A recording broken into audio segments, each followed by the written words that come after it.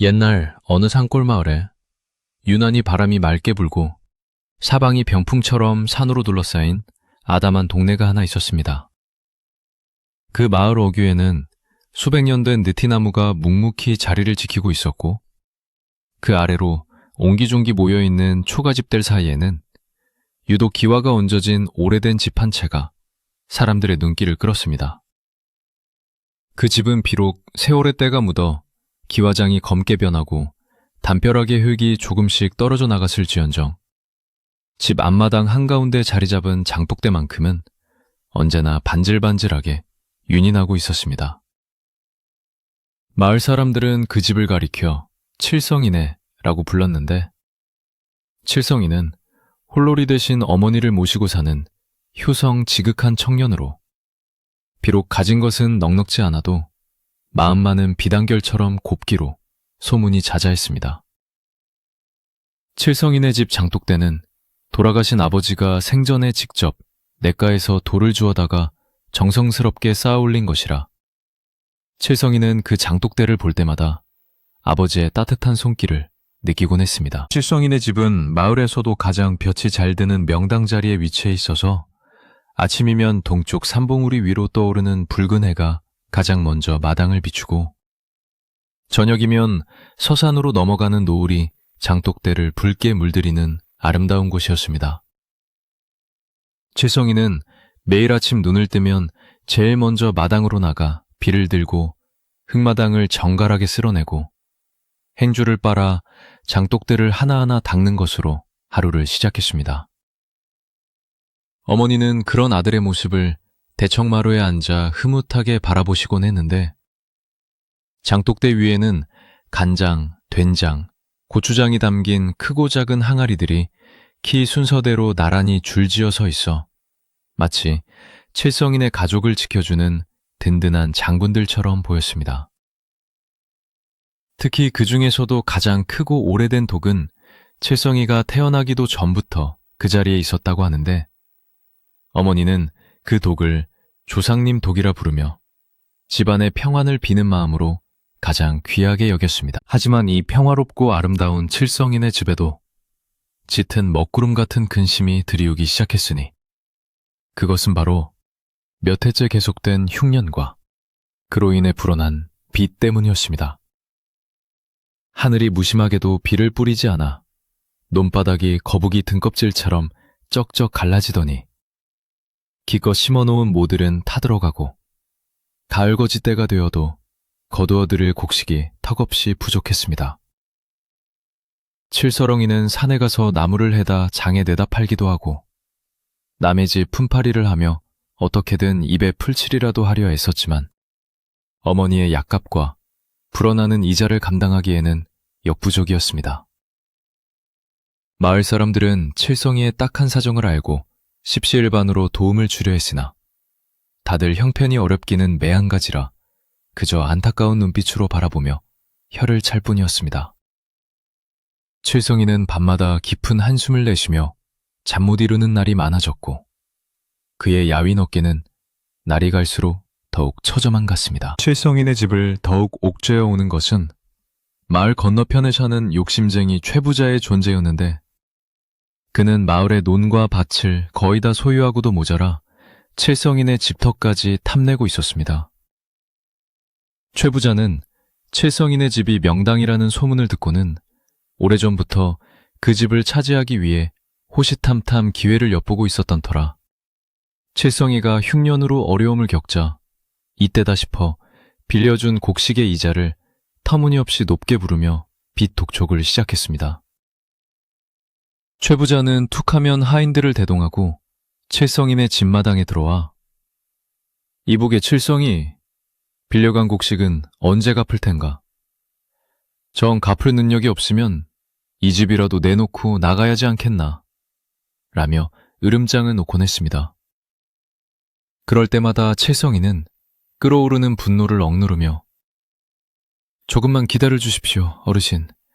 제가 밤낮으로 일해서 반드시 갚겠습니다. 라고 고개를 숙여 사정해야만 했습니다. 어느 날 늦가을 오후, 찬바람이 휑하니 불어와 마당의 낙엽들을 이리저리 굴리고 있을 때 채성이는 장독대 앞에 쪼그리고 앉아 멍하니 항아리들을 바라보고 있었습니다. 어머니는 방 안에서 콜록콜록 기침을 하며 누워 계셨고 부엌 아궁이에는 불을 지필 뺄감조차 넉넉지 않아 냉기가 감돌고 있었습니다. 칠성이는 장독의 차가운 표면을 거친 손바닥으로 쓰다듬으며 아버지, 제가 이 집을 지킬 수 있을까요? 어머니와 저 장독대를 지켜낼 수 있을까요? 라고 마음속으로 묻고 또 물었습니다. 장독들은 아무 대답 없이 그저 묵묵히 서 있을 뿐이었지만 칠성이는 마치 장독들이 자신에게 힘을 내라, 버텨야 한다고 말해주는 것 같아 눈시울이 붉어졌습니다. 이 집은 단순한 거처가 아니라 돌아가신 아버지의 숨결이 서려 있고 어머니의 평생이 담긴 곳이었기에 칠성이에게는 목숨보다 더 소중한 공간이었습니다. 최 부자의 횡포는 날이 갈수록 심해져서 이제는 아예 동네방네 소문을 내며 칠성이를 공경에 빠뜨리고 있었습니다. 칠성이가 빚을 갚지 않으려고 야반도주를 준비한다더라. 칠성임의 집터가 사실은 흉가라더라. 하는 터무니없는 헛소문들이 마을 우물가를 중심으로 퍼져나갔습니다. 칠성이는 억울하고 분한 마음에 당장이라도 최 부자네 집으로 달려가 따지고 싶었지만 병원 중인 어머니가 그 사실을 알게 되면 충격을 받으실까봐 꾹 참을 수밖에 없었습니다. 그는 낮에는 산에 올라가 손발이 부르트도록 나무를 하고 밤에는 새끼를 꼬거나 집신을 삼으며 한 푼이라도 더 벌기 위해 몸부림쳤습니다. 하지만 빚은 마치 눈덩이처럼 불어나기만 했고 최 부자가 정해놓은 기한은 야속하게도 점점 다가오고 있었습니다. 마을 어르신들조차 칠성이가 저러다가 제명에 못 살지 그 착한 놈이 무슨 죄가 있다고 하며 안쓰러워할 뿐이었습니다. 가을이 깊어지면서 날씨는 하루가 다르게 추워졌고 서리가 내린 장독대는 아침 햇살을 받아 하얗게 빛나곤 했습니다. 칠성이는 아침 일찍 일어나 우물가에서 물을 길어오며 살얼음이 낀 물동이를 머리에 이고 오는 아낙네들의 수군거림을 애써 못 들은 척해야 했습니다. 어제 최 부자가 칠성이네 집에 가서 고래고래 소리를 질렀다면서? 글쎄, 이번 달 안으로 집을 비우지 않으면 관아에 고발하겠다고 했다나 봐. 칠성이는 입술을 꽉 깨물고 집으로 돌아와 아무 일도 없었다는 듯 밝은 얼굴로 어머니의 새순물을 데워드렸습니다. 어머니는 아들의 얼굴에 드리운 그늘을 눈치채셨지만 아들의 마음을 편하게 해주려 오늘따라 날이 참 맑구나. 장독대 닦기 좋은 날이야. 라고 웃으며 말씀하셨습니다. 그 말에 칠성이는 가슴이 미어지는 듯한 아픔이 느꼈습니다. 어느 날 저녁 칠성이가 산에서 해온 나무를 마당 한 구석에 쌓고 있을 때 최 부자의 집사격인 마름이 거들먹거리며 대문을 열고 들어왔습니다. 그는 칠성이를 본체만체하며 마당을 휘젓고 다니더니 장독대 앞에 서서 지팡이로 항아리를 톡톡 치며 말했습니다. 이보게, 이 장독들도 다 우리 어르신 소유가 될 날이 멀지 않았네. 깨트리지 않게 조심하는 게 좋을 거야. 그 말은 칠성이의 가슴에 비수처럼 꽂혔습니다. 칠성이는 주먹을 불끈 쥐고 떨리는 목소리로 대답했습니다. 아직 기한이 남았습니다. 그리고 이 장독대는 우리 아버지께서 남기신 유산입니다. 함부로 말씀하지 마십시오. 마름은 코웃음을 치며 유산? 빚더미에 앉은 주제에 무슨 유산 타령인가? 이번 보름이 지나면 알게 될 걸세. 라며 비웃음을 남기고 사라졌습니다.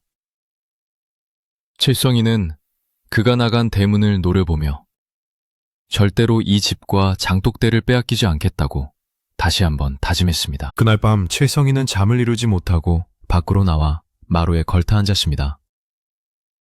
밤하늘에는 별들이 총총히 박혀 있었지만 칠성이의 마음은 캄캄한 어둠 속을 헤매는 듯 했습니다. 그는 마당에 내려와 차가운 밤 공기를 마시며 장독대 주위를 천천히 돌았습니다. 장독 하나하나에 손을 대어보니 낮 동안 머금었던 햇볕의 온기는 이미 사라지고 차가운 냉기만이 손끝에 전해졌습니다. 그는 가장 큰 독 앞에 멈춰서서 그 독을 껴안고 흐느끼기 시작했습니다. 아버지, 도와주세요. 저 못난 놈이 아버지께서 물려주신 이 집을 지키지 못할 것 같습니다. 어머니를 모시고 어디로 가야 한단 말입니까? 칠성이의 눈물이 장독 뚜껑 위로 뚝뚝 떨어져 내렸고 밤바람 소리만이 그의 울음소리를 감싸 안으며 위로해 주었습니다. 다음날 아침, 칠성이는 퉁퉁 부은 눈을 비비며 일어났습니다. 부엌에 들어가 보니 쌀독 바닥이 거의 드러나 있었습니다. 남은 쌀을 긁어 모아도 어머니와 자신이 며칠 버티기 힘든 양이었습니다. 칠성이는 한숨을 쉬며 죽을 끓였고 묽은 죽 한 그릇을 어머니 상에 올렸습니다. 어머니는 죽그릇을 보시더니 나는 입맛이 없으니 네가 다 먹거라. 젊은 사람이 힘을 써야지. 라며 숟가락을 놓으셨습니다. 칠성이는 목이 메어 숟가락을 들 수 없었습니다. 어머니, 조금이라도 드세요. 제가 나가서 어떻게든 구해오겠습니다. 칠성이는 어머니께 억지로 몇을 드시게 하고는 빈 지게를 지고 집을 나섰습니다. 마을 밖으로 나가 다른 마을에서라도 일을 찾아볼 요련이었지만 흉년은 온 고을을 덮치고 있어 일감을 구하기란 하늘의 별 따기였습니다. 하루 종일 여기저기를 헤매다 빈 지게로 돌아오는 길. 칠성이는 다리가 풀려 길가에 주저앉고 말았습니다. 해는 뉘엿뉘엿 지고 있었고 뱃속에서는 꼬르륵 소리가 요란했습니다. 그때 길가 풀숲에서 부스럭거리는 소리가 들려 돌아보니 작은 다람쥐 한 마리가 도토리를 입에 물고 굴 속으로 들어가는 모습이 보였습니다. 미물인 다람쥐도 겨울을 날 양식을 준비하는데 만물의 영장이라는 자신이 어머니 한 분 편히 모시지 못한다는 자괴감에 칠성이는 땅을 치며 한탄했습니다. 내 팔자가 어찌하여 이리 기구한가? 열심히 일한 죄밖에 없는데 왜 이리 고단한가? 그는 흐르는 눈물을 소매로 닦으며 다시 지게를 짊어졌습니다. 집에서 기다리실 어머니를 생각하면 여기서 주저앉아 있을 수만은 없었기 때문입니다. 집에 돌아오니 샤방은 이미 어둑어둑해져 있었고 칠성이는 부엌으로 들어가 남은 땔감을 아껴가며 불을 지폈습니다. 타닥타닥 타오르는 불꽃을 바라보며 칠성이는 생각에 잠겼습니다. 최 부자에게 굽신거려 사정이라도 다시 해봐야 할까? 아니면 이웃마을의 먼 친척을 찾아가 도움을 청해볼까? 별의별 생각이 다 들었지만 뾰족한 수가 떠오르지 않았습니다. 그때 문 밖에서 찬바람이 세차게 불어와 부엌 문을 덜컹거리게 했습니다. 마치 누군가 문을 두드리는 것 같아 칠성이는 깜짝 놀라 문을 열어보았지만 밖에는 휑한 바람만이 불고 있을 뿐 아무도 없었습니다. 그는 다시 문을 닫고 솥에 물을 부어 숭늉이라도 끓이려 했습니다.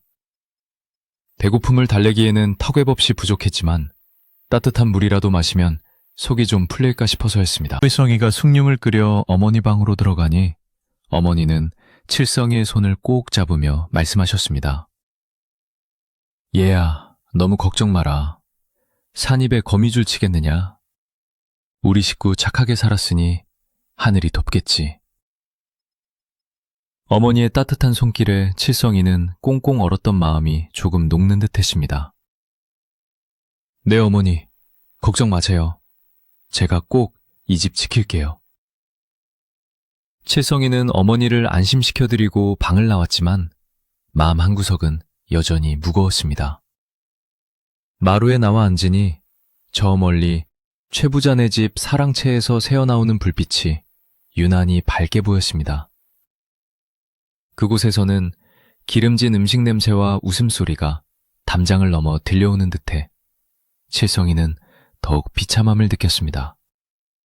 가진 자의 풍요와 없는 자의 빈곤이 대비되는 밤이었습니다. 밤이 깊어가자 마을은 쥐죽은 듯 고요해졌고 이따금씩 개 짖는 소리만이 정막을 깨뜨렸습니다. 칠성이는 잠자리에 누웠지만 천장을 바라보며 뜬 눈으로 밤을 지새웠습니다. 장독대 밑을 파보라는 누군가의 목소리가 들린 것도 아닌데 이상하게 자꾸만 장독대 쪽으로 신경이 쓰였습니다. 혹시 아버지가 장독대 밑에 무언가를 묻어두신 건 아닐까? 하는 엉뚱한 상상도 해보았지만 이내 고개를 저으며 생각을 지웠습니다. 아버지는 평생 정직하게 농사만 지으신 분이라 숨겨둔 보물 같은 게 있을 리 만무했습니다. 칠성이는 이리 뒤척 저리 뒤척하며 겨우 잠을 청했고 꿈속에서조차 최부자에게 쫓기며 식은땀을 흘려야 했습니다. 이튿날 아침 날이 밝자마자 칠성이는 다시 기운을 차리고 마당으로 나갔습니다. 그런데 밤새 서리가 내려 하얗게 변한 장독대 위에 참새 한 마리가 앉아 지저귀고 있는 것이 보였습니다. 칠성이는 그 모습을 보며 문득 희망을 품어보았습니다. 아침에 까치가 울면 반가운 손님이 온다는데 참새도 좋은 소식을 가져오려나? 그는 참새를 쫓지 않고 조용히 바라보며 오늘 하루는 제발 좋은 일이 생기기를, 최부자가 빚 독촉을 하루만이라도 미루어 주기를 간절히 빌었습니다. 그리고는 정화수를 떠놓고 장독대 앞에서 두 손을 모아 천지신명께 기도를 올렸습니다. 그의 간절한 기도가 하늘에 닿기를 바라는 마음으로 칠성이는 찬바람을 맞으며 한참을 그렇게 서 있었습니다. 점심때가 되어도 칠성인의 굴뚝에는 연기가 피어오르지 않았습니다. 땔감도 떨어지고 쌀도 떨어진 탓이었습니다. 칠성이는 산에 가서 주워온 마른 나뭇가지로 겨우 불씨를 살리고 뒤뜰 장독에서 묵은 된장을 퍼와 물에 풀었습니다. 건더기도 없는 맑은 된장국이었지만 그 구수한 냄새만큼은 집안 가득 퍼져나갔습니다. 칠성이는 끓인 국을 어머니께 올리고 자신은 국물만 조금 떠서 마셨습니다. 텅 빈 뱃속에 따뜻한 국물이 들어가자 잠시나마 허기가 가시는 듯 했습니다. 그는 빈 그릇을 내려놓으며 다짐했습니다. 내일은 기필코 쌀을 구해오리라. 내 몸이 부서지는 한이 있어도 어머니께 쌀밥을 지어드리리라. 오후가 되자 하늘이 잔뜩 찌푸리더니 금방이라도 비가 쏟아질 것 같은 날씨가 되었습니다. 바람은 더욱 거세져 마당의 감나무 가지가 심하게 흔들렸고 낙엽들이 해오리 바람을 타고 춤을 추듯 날아다녔습니다. 마을 사람들은 서둘러 집안 단속을 하며 다가올 비바람을 대비하고 있었습니다. 칠성이도 마당에 널어놓은 것들을 걷어들이고 장독 뚜껑이 바람에 날아가지 않도록 돌을 얹어 단단히 고정시켰습니다. 그러면서도 그의 시선은 자꾸만 대문 밖을 향했습니다. 혹시나 일감을 주겠다는 사람이 찾아오지 않을까 하는 미련 때문이었습니다. 하지만 길에는 개미 새끼 한 마리 지나가지 않았고 칠성이는 허탈한 마음으로 대문을 닫아 걸었습니다. 저녁 무렵이 되자 빗방울이 하나둘 떨어지기 시작하더니 이내 장대비가 되어 쏟아져 내렸습니다. 칠성이는 방문을 열어놓고 빗소리를 듣고 있었습니다. 비가 오면 산에 갈 수도 없고 품을 팔 수도 없으니 내일은 꼼짝없이 굶어야 할 판이었습니다.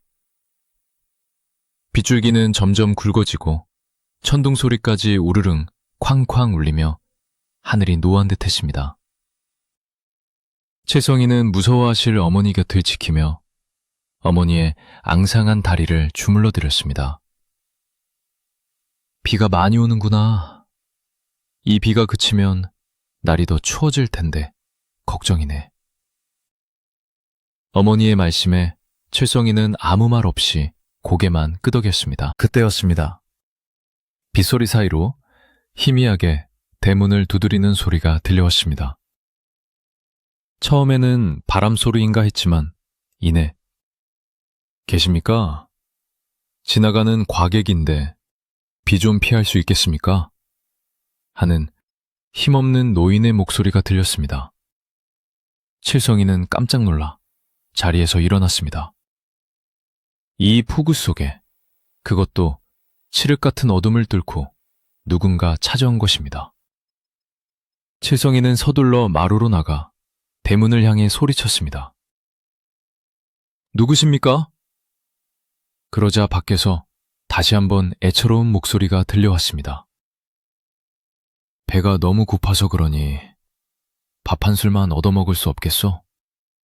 제발 부탁이요. 칠성이는 잠시 망설였습니다.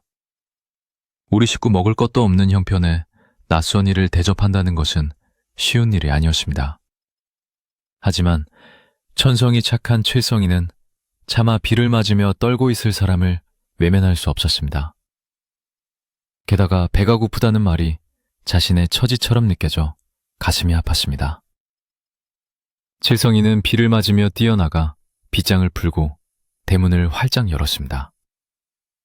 그러자 그곳에는 낡은 삿갓을 쓰고 누더기 옷을 걸친 백발의 노인이 비에 흠뻑 젖은 채 지팡이의 위지에 서 있었습니다.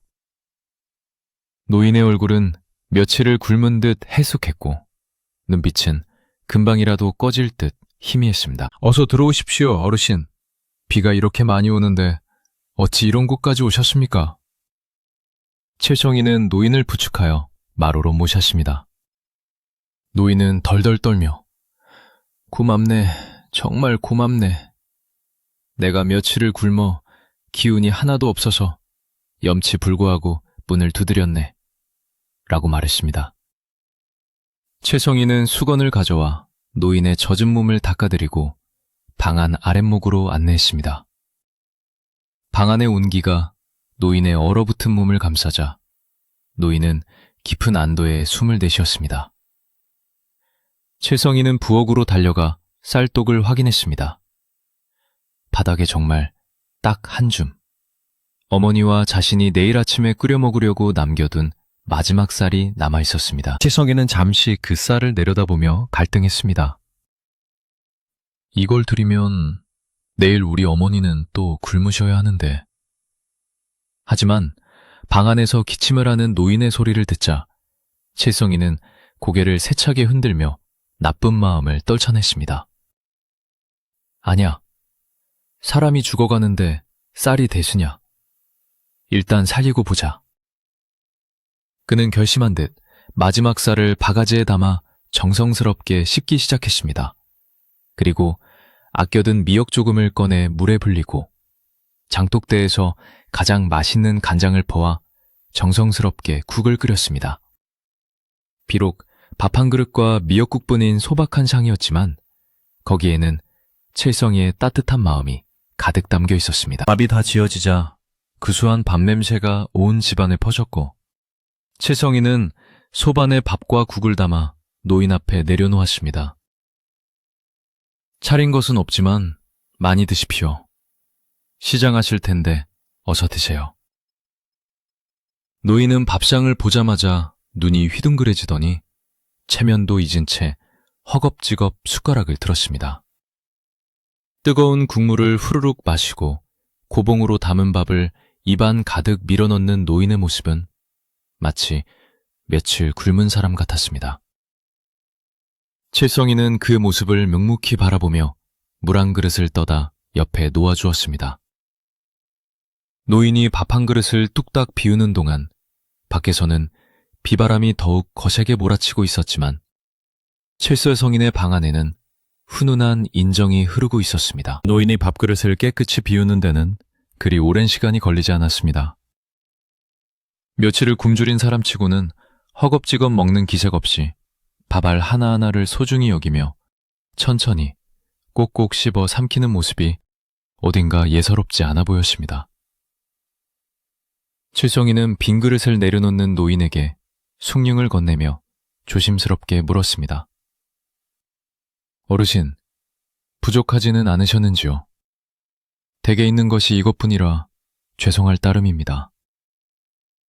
노인은 숭늉을 단숨에 들이켜고는 만족스러운 표정으로 수염을 쓰다듬으며 대답했습니다.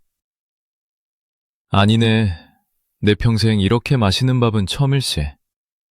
자네의 정성이 들어가서인지 뱃속이 아주 든든해졌네. 노인의 얼굴에는 아까와는 달리 생기가 돌았고 눈빛 또한 현명하게 빛나고 있어 최성희는 순간적으로 이 노인이 평범한 거지가 아닐지도 모른다는 생각을 했습니다. 밖에는 여전히 비바람이 몰아치고 있었고 칠흑 같은 어둠이 온 세상을 뒤덮고 있었습니다. 최성희는 노인이 이 밤중에 다시 길을 나서는 것이 걱정되어 한 가지 제안을 했습니다. 어르신, 밤이 깊었고 비도 그치지 않으니 오늘은 여기서 주무시고 가시죠. 비록 누추한 방이지만 비바람을 피하기에는 넉넉합니다. 칠성이의 말은 진심이었습니다. 당장 내일 아침거리가 걱정인 처지였지만 사람을 빗속으로 내몰 수는 없는 노릇이었기 때문입니다. 하지만 노인은 자리에서 일어나며 고개를 저었습니다. 아니네. 갈 길이 멀어 지체할 수가 없네. 자네의 따뜻한 마음만으로도 나는 이미 충분히 쉬었네. 노인은 굳이 사양하며 삿갓을 다시 머리에 썼습니다. 노인이 방문을 나서려고 할 때 갑자기 칠성이의 손을 잡으며 나지막한 목소리로 말했습니다. 젊은이, 자네의 그 착한 마음씨가 하늘을 감동시킬 걸세. 내 자네에게 보답으로 한 가지 일러줄 말이 있네. 칠성이는 영문을 몰라 노인의 눈을 바라보았습니다. 노인은 칠성인의 마당 한가운데에 있는 장독대를 손가락으로 가리키며 말을 이었습니다. 자네 집 장독대 중에서 가장 오래되고 큰 독이 있을 게야. 오늘 밤 남들이 보지 않을 때 그 독을 드러내고 그 밑을 파보게. 거기에 자네의 근심을 덜어줄 답이 있을 걸세. 노인의 목소리는 빗소리에 묻힐 듯 작았지만 칠성이의 귓가에는 천둥소리처럼 또렷하게 들려왔습니다. 칠성이는 멍한 표정으로 되물었습니다. 장독대 밑을 파보라고요? 그게 무슨 말씀이십니까? 그 독은 우리 아버지께서 생전에... 칠성이가 말을 다 마치기도 전에 노인은 빙긋이 웃음을 지으며 대문 쪽으로 걸음을 옮겼습니다. 긴 말할 시간이 없네. 내 말 명심하게. 반드시 아무도 모르게 해야 하네. 노인은 그 말을 남기고 빗속으로 성큼성큼 걸어나갔습니다. 칠성이는 황급히 뒤따라 나가 대문을 열고 밖을 내다보았지만 놀랍게도 노인의 모습은 온데간데 없이 사라지고 없었습니다. 분명 대문을 나선 지 찰나의 순간이었고 길은 진흙탕이라 발이 푹푹 빠질 텐데 발자국 하나 남기지 않고 연기처럼 사라진 것입니다. 칠성이는 비를 맞으며 한동안 멍하니 어둠 속을 응시했습니다. 귀신에 홀린 것 같기도 하고 꿈을 꾼 것 같기도 했습니다.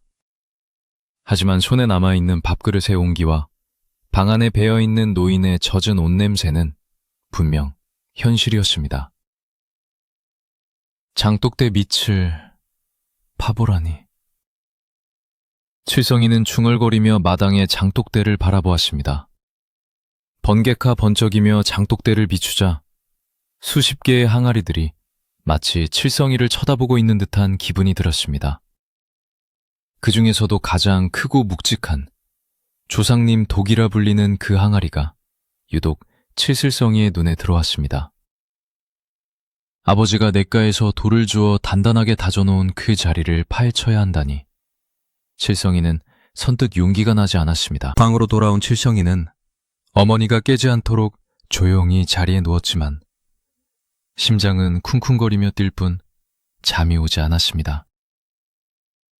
어머니는 칠성이가 들어오는 인기척에 잠시 눈을 뜨시고는 누가 다녀갔느냐? 밖에서 말소리가 들리던데? 하고 물으셨습니다. 칠성이는 어머니를 안심시키기 위해 애써 태연한 목소리로 대답했습니다. 예, 지나가던 과객이 비를 피해 잠시 쉬었다 갔습니다. 걱정 마시고 더 주무세요.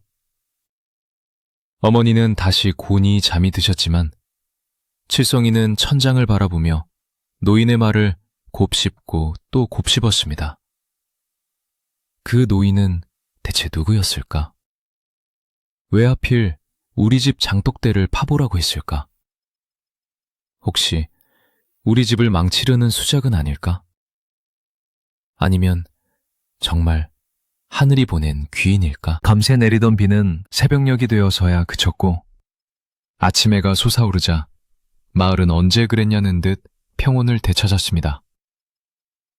칠성이는 뜬 눈으로 밤을 지새우고 퀭한 눈으로 마당에 나갔습니다. 비에 씻긴 장독대는 더욱 반짝거리고 있었고 마당의 흙은 물기를 머금어 짙은 갈색을 띠고 있었습니다. 칠성이는 습관처럼 빗자루를 들고 마당을 쓸었지만 시선은 자꾸만 큰 독 밑으로 향했습니다. 마음 같아서는 당장이라도 곡괭이를 들고 파보고 싶었지만 대낮에 그런 행동을 했다가는 마을 사람들의 구설수에 오를 것이 뻔했고 무엇보다 최 부자의 귀에 들어가는 것이 두려웠습니다. 최 부자는 호시탐탐 칠성이네 집을 노리고 있었기에 작은 꼬투리라도 잡히면 안 되는 상황이었습니다. 그때 대문 밖에서 요란한 말발굽 소리와 함께 거친 고함 소리가 들려왔습니다. 이놈 칠성아, 안에 있느냐? 해가 중천에 떴는데 아직도 자빠져 자는 게냐? 그것은 듣기만 해도 칠성이의 가슴을 철렁 내려앉게 만드는 최 부자의 목소리였습니다. 칠성이는 들고 있던 빗자루를 내려놓고 서둘러 대문으로 나갔습니다. 대문 앞에는 비단 옷을 입은 최 부자가 하인들을 대동하고 위풍당당하게 서 있었고 그의 뒤로는 마을 사람들이 무슨 일인가 싶어 하나둘씩 모여들고 있었습니다. 최 부자는 칠성이를 보자마자 지팡이로 땅을 탁탁 치며 윽박질렀습니다.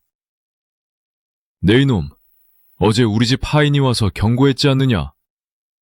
이번 달 안으로 빚을 갚지 못하면 이 집은 내 것이라고. 칠성이는 끓어오르는 화를 억누르며 정중하게 고개를 숙였습니다. 어르신, 아직 기한이 며칠 남았습니다.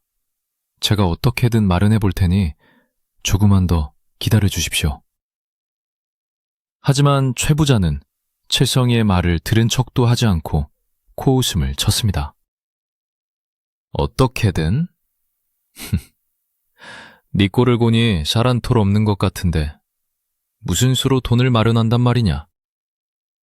그리고 들리는 소문에 의하면 어젯밤에 거지 노인에게 밥을 퍼줬다지? 최 부자의 말에 칠성이는 깜짝 놀랐습니다. 어제 밤늦게 다녀가신 노인의 일을 최 부자가 어떻게 알았는지 알 수가 없었습니다. 아마도 최 부자가 심어놓은 눈이 마을 곳곳에 있는 모양이었습니다. 제 코가 석자인 놈이 누굴 동정해? 네가 그렇게 쌀이 남아돌면 내 빚부터 갚아야 할 것 아니냐? 최 부자는 얼굴을 붉히며 소리를 질렀고 하인들은 킬킬거리며 칠성이를 비웃었습니다. 칠성이는 억울함에 목소리가 떨렸지만 꾹 참고 대답했습니다. 굶주린 사람에게 밥 한 끼 대접한 것이 죄는 아니지 않습니까? 사람의 도리를 다했을 뿐입니다. 칠성이의 당당한 태도에 최 부자는 더욱 화가 난 듯 씩씩거렸습니다. 사람의 도리? 빚진 주제에 도리 타령이라니. 좋다. 어디 두고 보자. 며칠 뒤면 니놈이 그 잘난 도리를 지키며 길바닥에 나앉게 될 테니. 최 부자는 침을 택 뱉고는 하인들을 이끌고 돌아갔습니다. 최 부자가 떠난 뒤에도 칠성이는 분을 사귀지 못해 주먹을 꽉 쥐고 서 있었습니다. 마을 사람들은 담장 너머로 칠성이를 훔쳐보며 수군거렸습니다. 저런, 칠성이가 안 됐네 구려.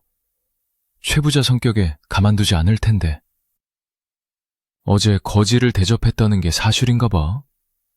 자기 먹을 것도 없으면서 참 대책 없는 양반이야. 사람들의 말소리는 비수가 되어 칠성이의 가슴에 꽂혔습니다. 착하게 사는 것이 바보 취급을 받는 세상이 원망스러웠습니다. 칠성이는 대문을 닫아 걸고 마당 한구석에 주저앉았습니다. 어머니가 방 안에서 걱정스러운 목소리로 채성이를 부르셨지만 그는 차마 대답할 기운조차 없었습니다. 그날 오후 채성이가 망연자실하게 마루에 앉아있을 때 옆집에 사는 박노파가 쪽문으로 살그머니 들어왔습니다. 박노파는 칠성인의 사정을 누구보다 잘 알고 안타까워하는 이웃이었습니다. 그녀는 주위를 두리번거지며 칠성이에게 다가와 속삭였습니다. 칠성 총각, 내 말 좀 들어보게. 방금 우물가에서 들었는데 최 부자가 관아에 아는 사람을 통해 자네 집 문서를 미리 손대려 한다는 소문이 있어. 아무래도 이번에는 작정을 한 모양이야. 박노파의 말에 칠성이는 눈앞이 캄캄해졌습니다. 법 없이도 살 수 있는 칠성이었지만 힘 있는 자들의 횡포 앞에서는 속수무책이었습니다. 할머니, 정말입니까? 최 부자가 그렇게까지... 칠성이는 말끝을 흐리며 절망적인 표정을 지었습니다. 박노파는 혀를 차며 칠성이의 손을 잡아주었습니다. 그러니까 조심하게 괜히 꼬투리 잡힐 일 만들지 말고 며칠 동안은 쥐 죽은 듯이 지내는 게 좋아. 그리고 혹시라도 돈 될 만한 게 있으면 미리 챙겨두고. 박노파는 품속에서 삶은 감자 2알을 꺼내 칠성이의 손에 쥐어주고는 서둘러 나갔습니다. 칠성이는 따뜻한 감자를 손에 쥐고 하염없이 눈물을 흘렸습니다.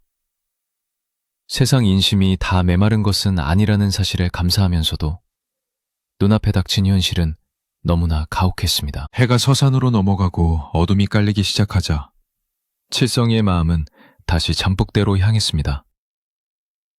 낮 동안 최 부자의 횡포와 박노파의 경고를 듣고 나니 이제 믿을 것은 어제 다녀간 노인의 말뿐이라는 생각이 더욱 간절해졌습니다. 정말 그 밑에 무언가 있을까? 아니면 그저 헛된 희망일까? 칠성이는 갈등했습니다. 만약 땅을 팠는데 아무것도 나오지 않는다면 애꿎은 장독대만 망가뜨리는 꼴이 될 것이고 이는 돌아가신 아버지에 대한 불효가 될 수도 있었습니다. 하지만 지금 상황에서는 지푸라기라도 잡아야 했습니다. 이대로 가만히 앉아서 집을 뺏기느니 무슨 짓이라도 해봐야 한다는 오기가 생겼습니다. 저녁밥을 지을 쌀도 없어 박노파가 준 감자로 어머니와 끼니를 때운 칠설성이는 어머니가 잠드신 것을 확인하고 조용히 밖으로 나왔습니다. 밤하늘에는 구름이 잔뜩 끼어 달빛조차 희미했습니다. 마치 칠성이의 비밀스러운 작업을 도와주려는 듯 사방은 쥐죽은 듯 고요했습니다. 칠성이는 헛간으로 가서 녹슨 곡괭이와 삽을 챙겨들었습니다. 손에 닿는 차가운 쇠의 감촉이 긴장감을 더해주었습니다. 그는 발소리를 죽이며 장독대로 다가갔습니다. 어둠 속에서 거대한 그림자처럼 서 있는 장독들은 마치 침묵의 파수꾼들처럼 보였습니다. 칠성이는 가장 큰 독 앞에 섰습니다. 그 독은 성인 남성 2명이 팔을 벌려야 안을 수 있을 만큼 거대했고 속에는 묵은 된장이 가득 차 있어 무게가 엄청났습니다. 혼자 힘으로 옮길 수 있을지 걱정되었지만 칠성이는 이를 악물고 독을 밀어보았습니다. 으라차차! 칠성이는 젖먹던 힘까지 짜내어 독을 밀었습니다. 다행히 바닥이 빗물에 젖어 미끄러웠던 덕분에 독은 끼익 소리를 내며 조금씩 옆으로 밀려났습니다. 독이 옮겨진 자리에는 오랫동안 햇빛을 보지 못한 흙이 드러나 있었고 그 흙에서는 묘한 냄새가 났습니다. 칠성이는 숨을 몰아쉬며 잠시 주위를 살폈습니다. 혹시나 누가 보고 있지는 않을까? 최 부자의 하인이 담장 너머로 지켜보는 것은 아닐까 하는 불안감이 엄습했습니다. 다행히 주위에는 풀벌레 소리만 들릴 뿐 인기척은 없었습니다.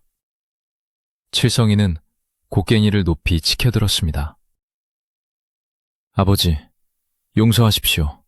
하지만 이 집을 지키기 위해서는 어쩔 수 없습니다. 그는 마음속으로 빌며 힘차게 땅을 내리찍었습니다. 퍽 하는 둔탁한 소리와 함께 흙이 튀어올랐습니다. 칠성이는 땀을 뻘뻘 흘리며 쉴 새 없이 곡괭이질을 해댔습니다. 한참을 팠을까? 구덩이가 무릎 깊이 정도 되었을 때 곡괭이 끝에 틱 하고 무언가 걸리는 느낌이 들었습니다. 돌멩이와는 다른 딱딱하지만 둔탁한 느낌이었습니다. 칠성이는 동작을 멈추고 삽으로 흙을 조심스럽게 걷어냈습니다. 그러자 흙 속에서 희미하게 나무 판자 같은 것이 보이기 시작했습니다. 칠성이의 심장이 터질 듯이 뛰었습니다. 정말 무언가 있다. 그는 손으로 흙을 마구 파헤쳤습니다. 손톱 밑에 흙이 끼고 손가락이 까졌지만 아픔조차 느껴지지 않았습니다. 드러난 것은 낡고 썩어가는 나무 상자의 뚜껑이었습니다. 오랫동안 땅속에 묻혀 있었던 탓에 나무는 검게 변해 있었고 곳곳이 사가 있었습니다.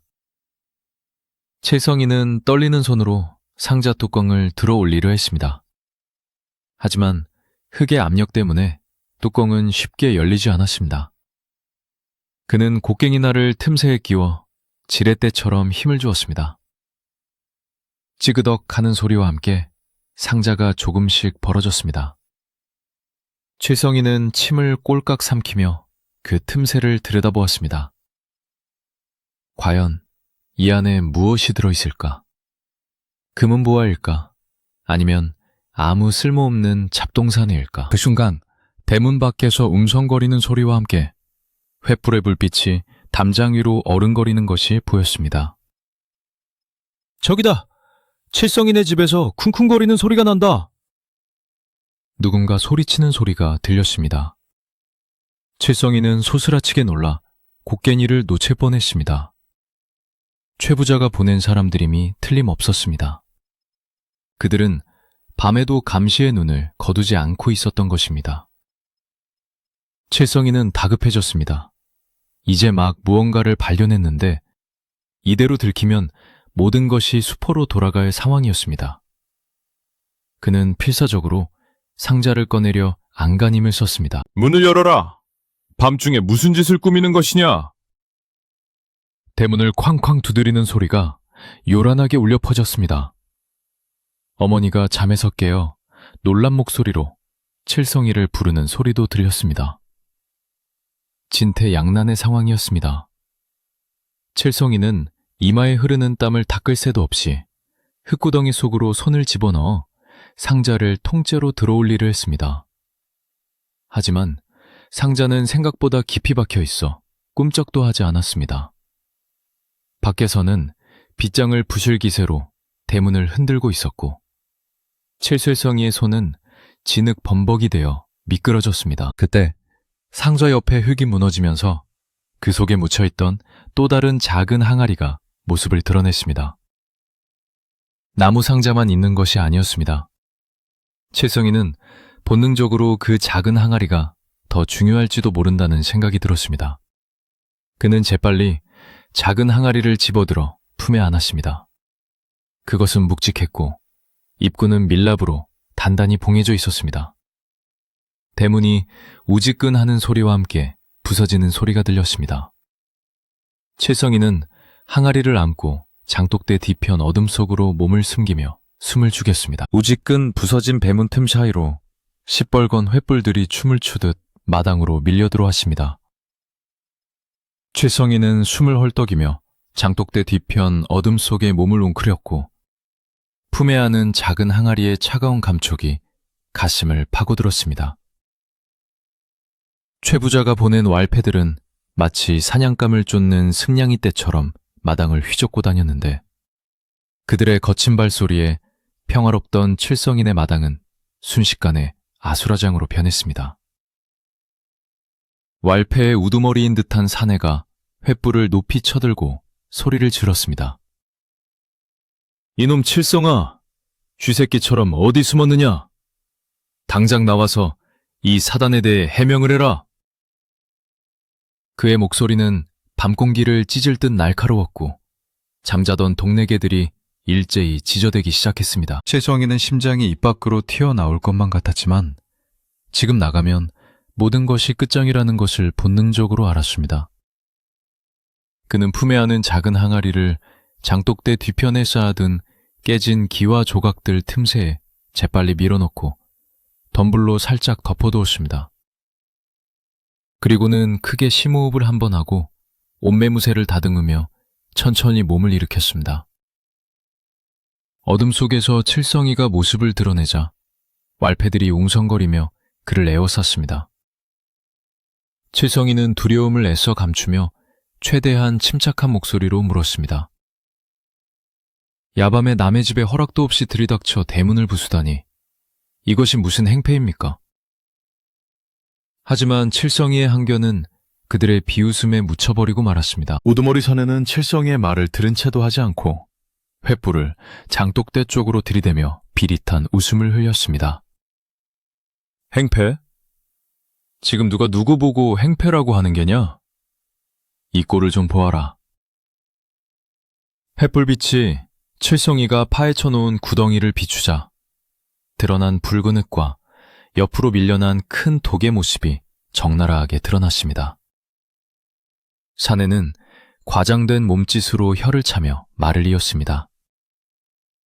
최부자 어르신께서 곧 거두어들이실 집을 이 지경으로 만들어 멀쩡한 마당을 파헤치고 장독대를 훼손하다니 네 놈이 드디어 미쳐도 단단히 미쳤구나. 그들은 칠성이가 집값을 떨어뜨리기 위해 일부러 집을 망가뜨리고 있다고 몰아세웠습니다. 그때 안방 문이 열리고 칠성이의 어머니가 하얗게 질린 얼굴로 기어 나오셨습니다. 아이고, 이게 무슨 병고란 말이냐.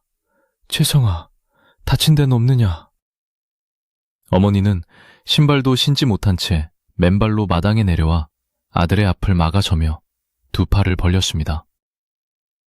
우리 아들은 아무 잘못도 없습니다.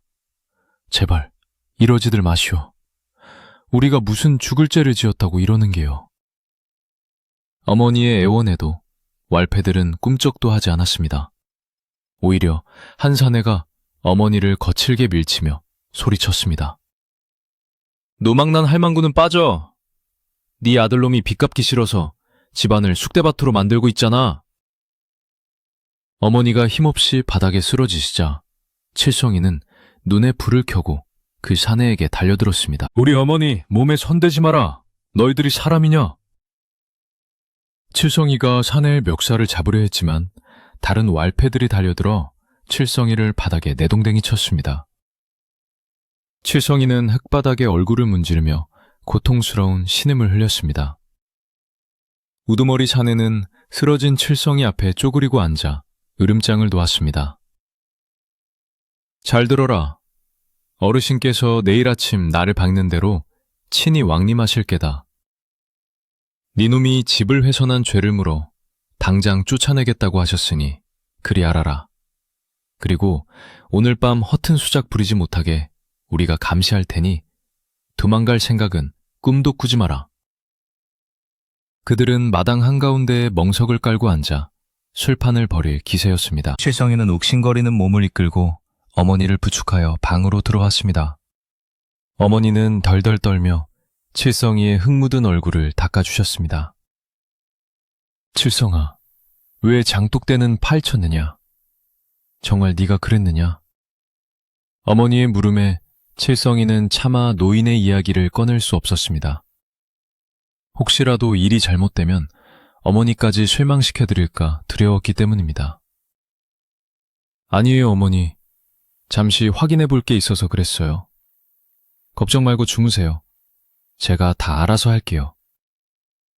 칠성이는 어머니를 억지로 눕혀드리고 이불을 덮어드렸지만 밖에서 들려오는 왈패들의 떠드는 소리에 모자는 뜬 눈으로 밤을 지새워야 했습니다. 새벽이 다가오면서 왈패들의 술기운이 올라 코를 고는 소리가 들리기 시작했습니다. 칠성이는 그 틈을 타 조심스럽게 방문을 열고 밖을 살폈습니다. 횃불은 꺼져 있었고 사내들은 마당 여기저기에 쓰러져 잠들어 있었습니다. 칠성이는 발소리를 죽여 장독대 뒤편으로 기어갔습니다.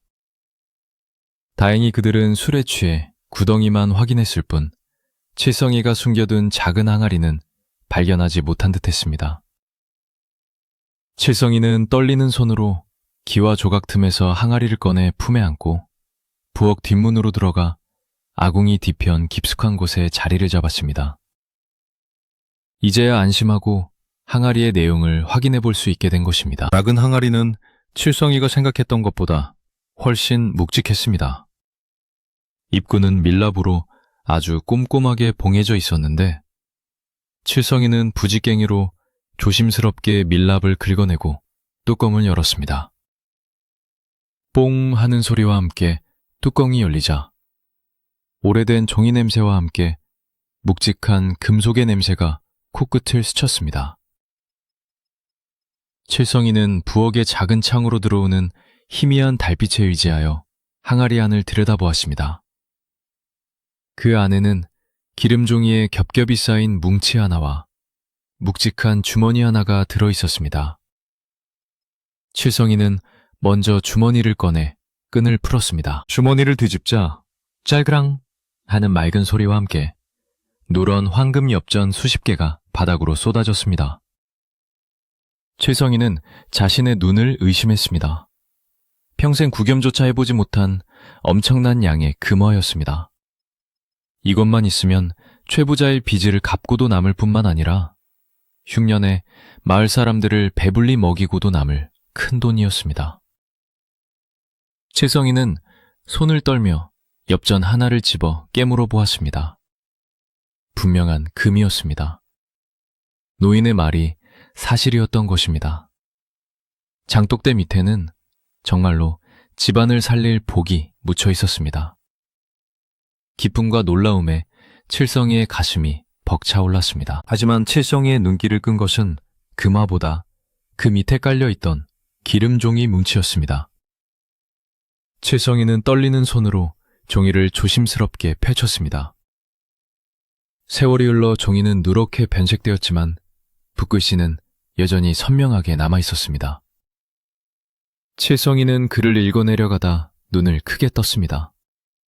그것은 다름 아닌 칠성이의 증조부께서 남기신 유서이자 포지 문서였습니다. 그리고 그 옆에는 또 다른 종이 한 장이 있었는데 거기에는 놀라운 내용이 적혀 있었습니다. 최씨 가문은 흉년에 우리 집안에 입은 은혜를 잊지 말고 이 집터와 논밭에 대해 영원히 소유권을 주장하지 않기로 맹세한다는 내용의 각서였습니다. 그리고 그 아래에는 최부자의 조부인 최대감의 수결, 안 선명하게 찍혀 있었습니다. 칠성이는 그제야 모든 상황을 이해할 수 있었습니다.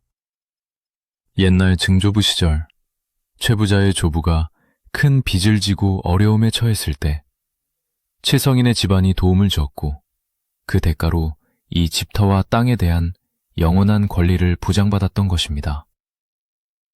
하지만 세월이 흐르고 칠성인의 가세가 기울자 이 사실을 모르는 혹은 알면서도 모른 척하는 최부자가 욕심을 부려 땅을 뺏으려 했던 것입니다.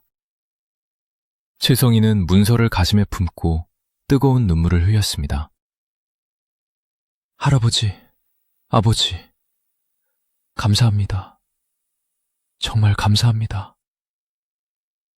이 문서는 단순한 종이 쪼가리가 아니라 칠성인의 가문의 자존심이자 최부자의 탐욕을 막아낼 수 있는 가장 강력한 무기였습니다. 날이 완전히 밝아오자 마을은 다시 시끌벅적해지기 시작했습니다. 간밤의 소동을 전해 들은 마을 사람들이 하나둘씩 칠성인의 집 앞으로 모여들었습니다. 칠성이가 밤새 장독대를 다 깨부수고 난동을 부렸다며? 아니야. 귀신이 들려서 땅을 파고 들어가려고 했대. 사람들의 입을 타고 소문은 점점 더 기괴하게 부풀려졌습니다.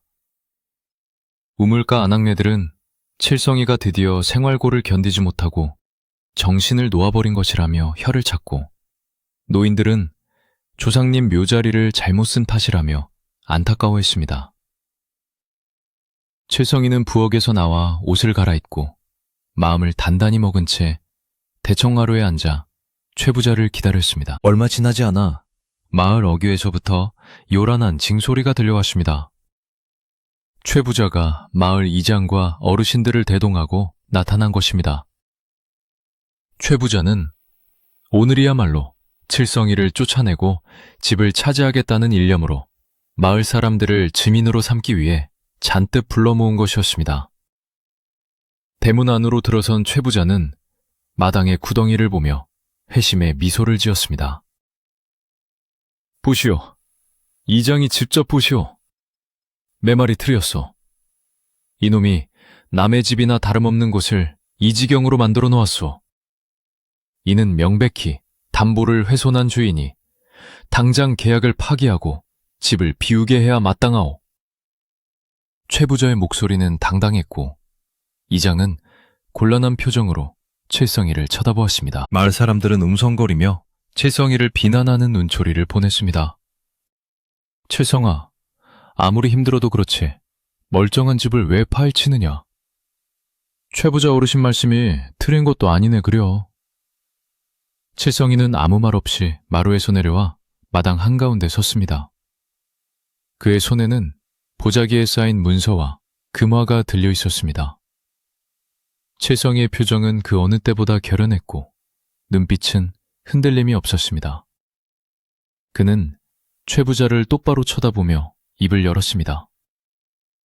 최 부자 어르신, 말씀을 가려서 하십시오. 이 집은 남의 집이 아니라 엄연한 제 집이고 우리 조상님의 어리서린 곳입니다. 최 부자는 칠성이의 당돌한 태도에 기가 막히다는 듯 콧방귀를 뀌었습니다. 뭐라? 빚더미에 앉은 주제에 아직도 정신을 못 차렸구나. 니놈이 갚을 돈이 쌀 100가마니가 넘는데 그 돈을 갚기 전에는 이 집 기와장 하나도 네 것이 아니다. 최 부자는 하인들에게 눈짓을 보내 칠성이를 끌어내라고 지시했습니다. 왈패들이 칠성이에게 다가오자 마을 사람들은 숨을 죽이고 지켜보았습니다. 그때 칠성이가 우렁찬 목소리로 외쳤습니다. 잠깐! 내게 보여줄 것이 있으니 모두 물러서시오. 그의 기세에 눌려 왈패들이 주춤하며 뒤로 물러났습니다. 칠성이는 천천히 보자기를 풀었습니다. 아침 햇살이 비추자 황금 엽전들이 찬란한 빛을 뿜어냈습니다. 마을 사람들의 입에서 아이고 머니나 하는 탄성이 터져나왔습니다. 최 부자의 눈도 휘둥그레졌습니다. 이게 다 무엇이냐? 니놈이 도적질이라도 한 게냐? 최 부자는 믿을 수 없다는 듯 더듬거리며 물었습니다. 칠성이는 차분하게 대답했습니다. 도적질이라니요. 이것은 우리 조상님께서 물려주신 유산입니다. 이 돈이면 어르신께 진 빚을 모두 갚고도 남을 것입니다. 칠성이는 엽전 주머니를 최 부자 앞에 던져놓았습니다. 묵직한 주머니가 땅에 떨어지며 둔탁한 소리를 냈습니다. 하지만 이것이 끝이 아니었습니다. 칠성이는 품에서 낡은 문서를 꺼내 들었습니다. 그리고 더 중요한 것은 이것입니다. 이장님, 그리고 마을 어르신들. 여기 적힌 내용을 좀 봐주십시오. 칠성이는 이장에게 문서를 건네십니다. 이장은 떨리는 손으로 문서를 받아들고 찬찬히 읽어내려갔습니다.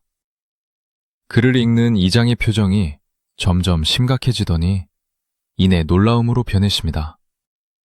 이장은 고개를 들어 최 부자를 바라보며 말했습니다. 최 부자, 이것 좀 보게. 이건 자네 조부님의 수결이 분명하네. 이 땅과 집은 영원히 칠성인의 가문의 소유이며 어떤 경우에도 최 씨 가문이 소유권을 주장할 수 없다고 적혀있네. 이장의 말에 마당은 찬물을 끼얹은 듯 조용해졌습니다. 최 부자의 얼굴은 불그락불락해졌습니다. 그럴 리가 없다. 어디서 가짜 문서를 만들어 와서 사기를 치려는 게냐? 최 부자는 이장의 손에서 문서를 낚아채듯 빼앗아 확인했습니다. 하지만 그곳에는 부인할 수 없는 자신의 조부의 필체와 도장이 찍혀 있었습니다. 최 부자의 손이 부들부들 떨리기 시작했습니다. 마을 사람들의 웅성거림은 이제 비난의 화살이 되어 최 부자를 향했습니다. 아니 그럼 최 부자가 남의 땅을 억지로 뺏으려 했던 거야?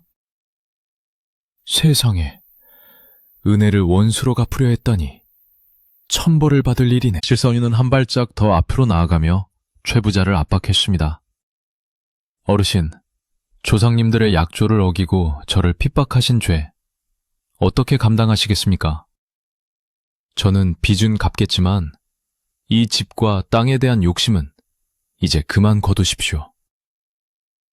칠성의 목소리는 위엄이 넘쳤고 그 모습은 마치 장독대를 지키는 장군처럼 늠름해 보였습니다.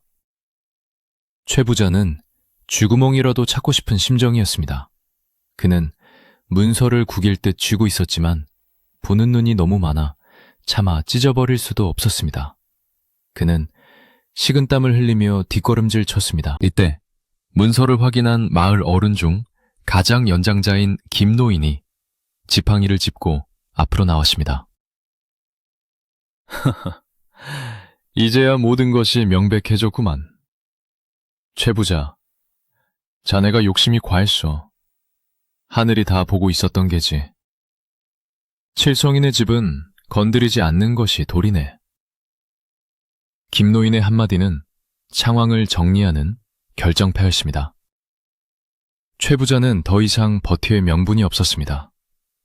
그는 분한 표정으로 칠성이를 노려보다가 두고 보자.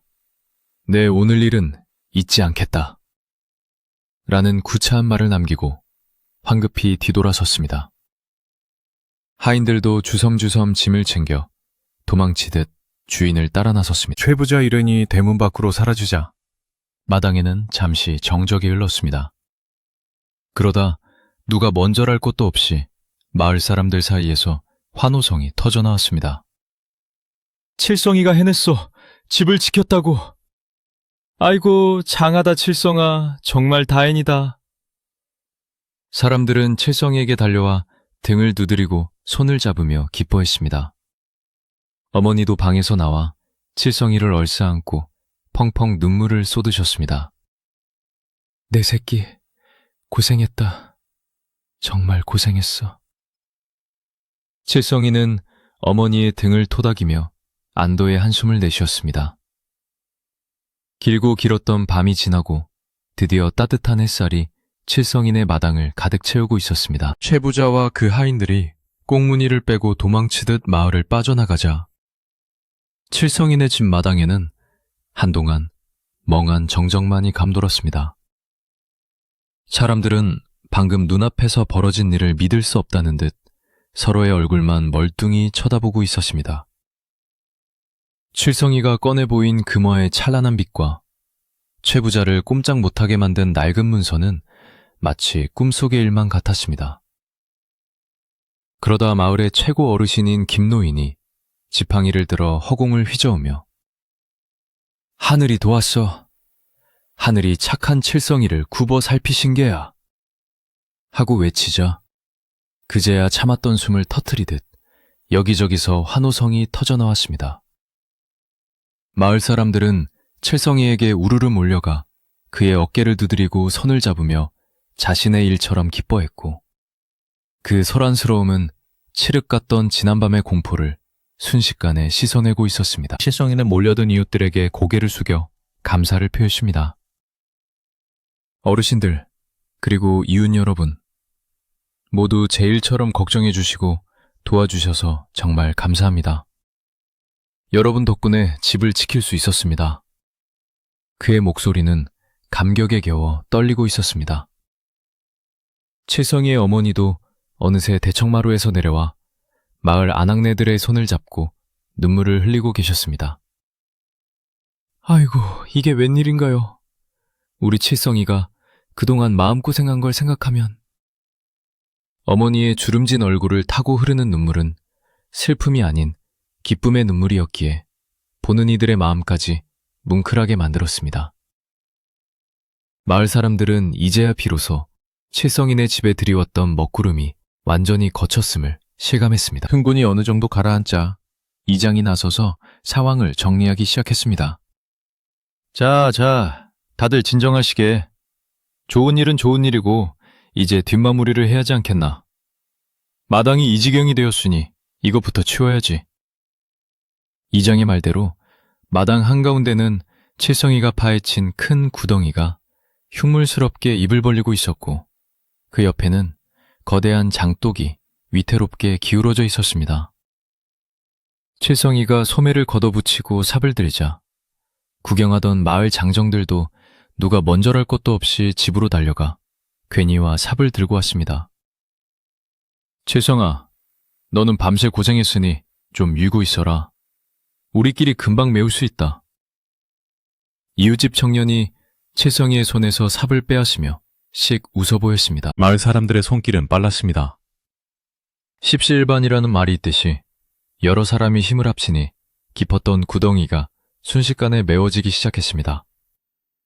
누군가는 흙을 퍼나르고 누군가는 흙을 단단하게 다지고 또 누군가는 흩어진 돌들을 주워 모았습니다. 흙먼지가 풀풀 날렸지만 사람들의 얼굴에는 짜증 대신 웃음꽃이 피어 있었습니다. 그동안 최부자의 횡포에 억눌려 있던 마을 분위기가 칠성이의 승리를 계기로 활기를 되찾은 듯 했습니다. 칠성이는 그 모습을 바라보며 가슴 한구석이 뜨거워짐을 느꼈습니다. 단순히 집을 지킨 것이 아니라 잃어버릴 뻔했던 이웃 간의 정과 마을의 평화를 되찾았다는 생각이 들었기 때문입니다. 구덩이가 어느 정도 메워지고 땅이 평평해지자 칠성이는 품에 안고 있던 엽전 주머니를 조심스럽게 꺼냈습니다. 그리고 이장님 앞으로 다가가 정중하게 부탁했습니다. 이장님, 부탁이 하나 있습니다. 이 돈을 가지고 최부자 댁에 가셔서 빚을 깨끗하게 청산해 주십시오. 제가 직접 가면 또다시 불미스러운 일이 생길까 저어댑니다. 원금과 이자를 넉넉히 쳐서 드릴 테니 다시는 이 집과 땅에 대해 왈가왈부하지 못하도록 확실하게 매듭을 지어주십시오. 칠성이는 금화 몇 잎을 세어 이장의 손에 쥐어주었습니다. 그것은 빚을 갚고도 남을 만큼 충분한 금액이었습니다. 이장은 칠성이의 깊은 속내에 감탄하며 고개를 끄덕였습니다. 그렇고 말고 내 자네 뜻을 잘 알겠네. 내 다리 몽둥이가 부러지는 한이 있어도 오늘 안으로 확실하게 문서를 받아오겠네. 걱정 말고 기다리게. 이장은 칠성이의 부탁을 흔쾌히 수락하고 마을 청년 2명을 증인으로 대동하여 위풍당당하게 최부자네 집으로 향했습니다. 마을 사람들은 이장의 뒷모습을 보며 이제 최부자도 꼼짝 못하겠구만. 알터니가 빠진 것처럼 시원해. 라며 통쾌해했습니다. 칠성이는 이제 빚쟁이의 굴레에서 벗어나 떳떳한 자유인이 되었음을 실감했습니다. 이장이 떠나고 난 뒤 칠성이는 남은 금화대를 바라보며 잠시 생각에 잠겼습니다. 이 돈은 자신 혼자 잘 먹고 잘 살라고 하늘이 주신 것이 아니라는 생각이 들었습니다. 흉년으로 인해 마을 사람들 모두가 배를 곱고 있었고 최성인의 집을 걱정해주던 이웃들의 얼굴은 하나같이 야위어 있었습니다. 최성인은 어머니를 바라보며 말했습니다. 어머니, 오늘 저녁에는 동네 잔치를 한번 벌여야겠습니다. 그동안 우리를 도와준 이웃들에게 따뜻한 밥 한 끼라도 대접하는 게 도리인 것 같습니다. 어머니는 아들의 기특한 생각에 환하게 웃으며 찬성하셨습니다. 그래, 참으로 좋은 생각이다. 안 그래도 쌀독이 비어 마음이 아팠는데 이참에 모두 배불리 먹여보자군. 칠성이는 곧바로 장터로 달려갔습니다. 주머니가 두둑하니 발걸음이 날아갈 듯 가벼웠습니다. 장터에 도착한 칠성이는 쌀가게에 들러 쌀 2가마니를 사고 푸죽간에 들러 소고기를 넉넉하게 끊었습니다.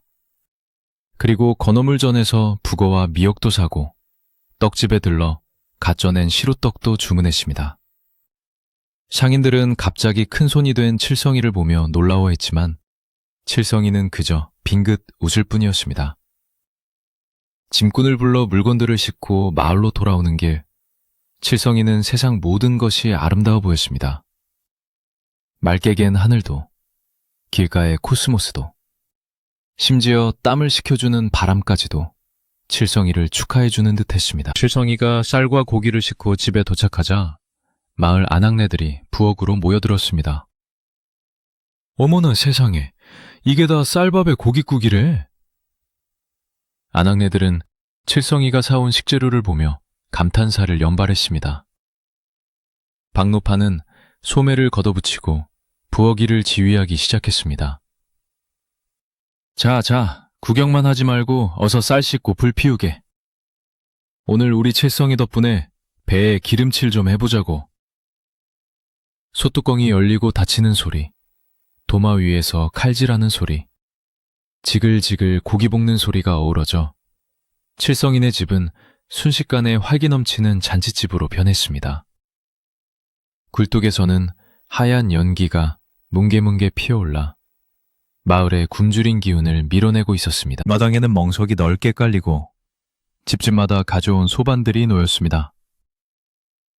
해가 뉘엿뉘엿 지고 노을이 붉게 물들 무렵 고소한 밥 냄새와 구수한 고깃국 냄새가 온 마을을 진동시켰습니다.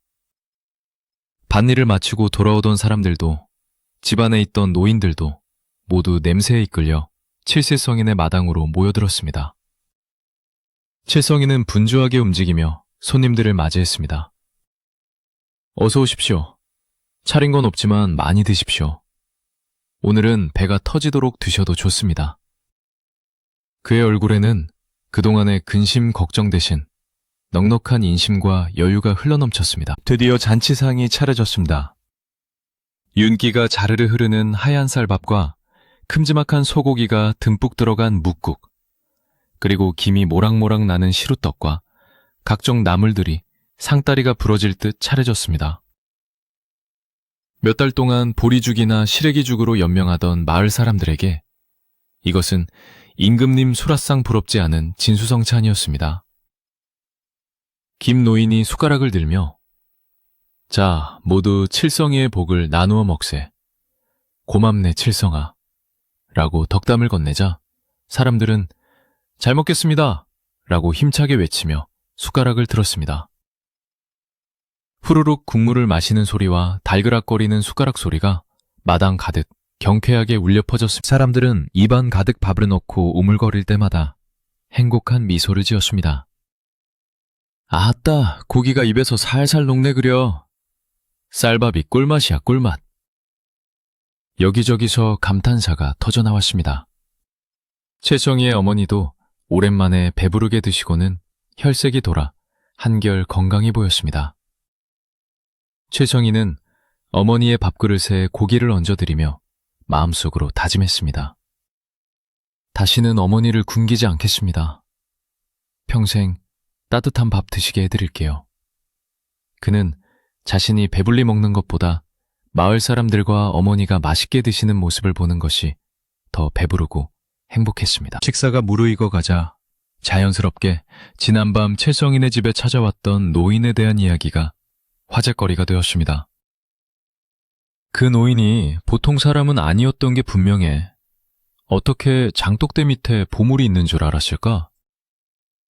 한 청년이 의문을 제기하자 옆에 있던 할머니가 맞장구를 쳤습니다. 내 생각에는 산신령님이 변장하고 내려오신 게야. 칠성이가 워낙 효자고 착하니까 복을 주려고 오신 거지. 사람들은 각자 나름의 추측을 내놓으며 이야기꽃을 피웠습니다. 누군가는 조상님이 보낸 사자라고도 했고 누군가는 돌 닦은 도사라고도 했습니다. 칠성이는 그들의 이야기를 들으며 밤하늘을 올려다보았습니다. 그 노인이 누구였든 간에 자신에게는 생명의 은인이나 다름없었습니다. 만치가 한창일 때 이장이 헐레벌떡 대문으로 들어왔습니다. 그의 손에는 종이 한 장이 들려 있었습니다. 자, 여기 받아라. 최 부자가 직접 쓴 완불 영수증이다. 이제 빚은 10원 한 푼도 남지 않았어. 이장이 종이를 흔들어 보이자 마당에 있던 사람들은 밥숟가락을 놓고 환호성을 질렀습니다. 최성희는 이장에게서 종이를 받아들고 꼼꼼히 확인했습니다. 거기에는 빚이 모두 청산되었음이 명시되어 있었고 최 부자의 도장이 찍혀 있었습니다. 최성희는 그 종이를 가슴에 품고 안방 장롱 깊숙한 곳에 보관해 두었던 조상님의 문서와 함께 소중히 갈무리했습니다. 이제 이 집은 온전히 최성희와 어머니의 것이었습니다. 밤이 깊어지자 배를 채운 사람들은 하나둘씩 집으로 돌아갈 채비를 했습니다. 최성아, 정말 잘 먹었다. 내 평생 잊지 못할 저녁이었어. 복 받을 거야. 자네는 꼭 복 받을 거야. 사람들은 칠성이의 손을 꼭 잡으며 고마움을 표시했고 칠성이는 대문 밖까지 배웅하며 일일이 인사를 건넸습니다. 시끌벅적하던 마당은 다시 고요해졌지만 그 고요함은 어제와 같은 불안한 정막이 아니라 따뜻하고 평온한 안식이었습니다. 마당에는 잔치의 흔적이 남아있었지만 칠성이에게는 그 어수선함마저도 풍요로움으로 느껴졌습니다. 손님들이 모두 돌아간 후 칠성이는 마당 한 구석에 밀어두었던 큰 장독 앞으로 다가갔습니다. 이제 모든 것이 제자리로 돌아가야 할 시간이었습니다. 칠성이는 어머니를 방에 들여보내고 혼자서 끙끙거리며 독을 옮기려 했지만 힘이 부쳤습니다. 그때 아직 돌아가지 않고 뒷정리를 돕던 이웃집 형님이 다가와 팔을 걷어붙였습니다. 이 사람아, 이걸 혼자서 어떻게 하려고? 내가 도와주마. 두 사람이 힘을 합치니 육중한 독이 금세 제자리를 찾았습니다. 칠성이는 독뚜껑을 열어 된장의 상태를 확인하고 겉면에 묻은 흙을 정성스럽게 닦아냈습니다. 장독대는 다시 예전의 반질반질한 모습으로 돌아와 달빛 아래서 은은하게 빛나고 있었습니다. 모든 정리가 끝나고 최성희는 우물가에서 등목을 했습니다. 차가운 물이 등줄기를 타고 흐르자 지난밤의 긴장과 오늘 하루의 피로가 싹 씻겨 내려가는 듯 했습니다. 그는 깨끗한 옷으로 갈아입고 마루에 걸터 앉아 밤하늘을 올려다보았습니다. 둥근 보름달이 마을을 환하게 비추고 있었고 장독대 그림자가 마당에 길게 드리워져 있었습니다. 최성희는 그 그림자를 바라보며 생각했습니다. 장독대 밑에 묻혀있던 것은 단순히 금화가 아니라 선조들이 후손을 위해 남겨둔 사랑과 믿음이었음을, 그리고 그 사랑을 지키기 위해 자신이 겪었던 시련이 결코 헛되지 않았음을 깨달았습니다. 방 안에서는 어머니의 고른 숨소리가 들려왔습니다. 오랜만에 깊은 잠에 드신 어머니의 평온한 모습을 상상하며 칠성이는 입가에 미소를 머금었습니다. 바람이 불어와 처마 끝 풍경을 은은하게 울렸지만 칠성이의 마음은 호수처럼 잔잔했습니다. 내일 아침에는 어머니와 함께 따뜻한 쌀밥을 지어 먹고 밭에 나가 씨앗을 뿌릴 것입니다. 이제는 빚 걱정 없이, 쫓겨날 걱정 없이 오로지 땀 흘린 만큼 거두는 정직한 삶을 살 수 있다는 희망이 그의 가슴을 벅차게 했습니다. 최성희는 두 손을 모아 달님에게 감사의 기도를 올렸습니다. 감사합니다. 이 마음 변치 않고 평생 착하게 살겠습니다. 그때 장독대 위로 별똥별 하나가 길게 꼬리를 그리며 떨어졌습니다. 최성희는 그것이 마치 그 노인이 보내는 마지막 인사 같다는 생각이 들었습니다. 그는 자리에서 일어나 장독대 앞으로 가서 정중하게 허리를 숙여 절을 했습니다. 비록 노인은 떠나고 없지만 그가 남긴 밥 한 그릇의 교훈과 장독대의 비밀은 최성희의 가슴속에 영원히 남을 것입니다. 최성희는 이제 더 이상 혼자가 아니었습니다. 든든한 조상님의 보살핌과 따뜻한 이웃들, 그리고 무엇보다 자신의 곁을 지켜주는 어머니가 있었으니까요. 산골 마을의 밤은 그렇게 평화롭고 깊어가고 있었습니다. 계절의 소해바퀴는 어김없이 굴러 어느덧 찬바람이 매섭던 가을이 지나고 하얀 눈이 소복이 쌓이는 겨울이 칠성인의 마을에도 찾아왔습니다. 예년 같았으면 뚫어진 문풍지 사이로 황소바람이 들어오고 땔감이 없어 냉방에서 오들오들 떨었을 겨울이었겠지만 올해는 사정이 완전히 달랐습니다. 칠성이는 최부자에게 빚을 갚고 남은 돈으로 가장 먼저 낡은 집을 수리했습니다.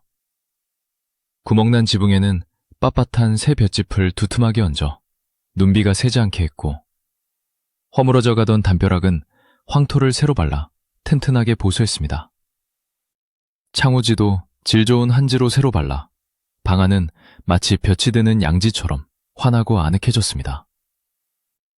마을 사람들은 몰라보게 달라진 칠성인의 집을 보며 이제야 집주인을 제대로 만났다며 흐뭇해했습니다. 칠성인은 집안 살림이 넉넉해졌음에도 결코 게으름을 피우거나 자만하지 않았습니다. 그는 여전히 마을에서 가장 먼저 일어나 마당을 쓸고 장독대를 닦으며 하루를 시작했습니다. 오히려 예전보다 더 부지런히 몸을 움직였는데 이는 자신에게 찾아온 복이 단순히 운이 좋아서가 아니라 조상님의 은덕과 이웃들의 도움 덕분임을 잊지 않았기 때문입니다. 칠성이는 밭을 더 사들여 농사 규모를 늘리는 대신 흉년으로 농사지을 땅을 잃은 이웃들에게 소작을 주어 그들도 먹고 살 수 있도록 배려했습니다. 소작료 또한 다른 지주들의 절반도 안 되는 헐값으로 정해 이웃들이 맘 편히 농사를 지을 수 있게 했습니다. 칠성이의 이러한 배려 덕분에 마을 전체에는 다시 활기가 돌기 시작했고 사람들의 얼굴에는 웃음이 끊이지 않았습니다. 어머니의 건강도 눈에 띄게 좋아지셨습니다. 끼니 걱정 없이 따뜻한 밥과 영양가 있는 음식을 드시니 앙상했던 얼굴에는 살이 오르고 혈색이 붉게 돌아왔습니다. 더 이상 콜록거리는 기침 소리도 들리지 않았고 지팡이 없이도 마당을 거닐 수 있을 정도로 기력을 회복하셨습니다.